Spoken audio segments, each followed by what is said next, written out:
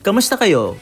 Ngayon, samahan nyo kami sa isang napakasarap na umaga para mag-jogging dito sa pinakapaboritong tambayan ng mga taga-UP at jogger sa buong Quezon City, ang UP Diliman Sunken Garden.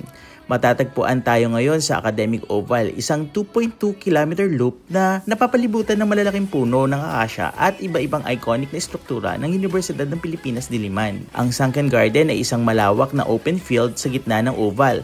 Karaniwan dito ginaganap ang mga PE classes, frisbee games, football tournaments, events at concerts. Sa paligid naman nito, makikita mo ang mga kilalang gusali tulad ng Palma Hall, Vargas Museum at ang College of Arts and Letters.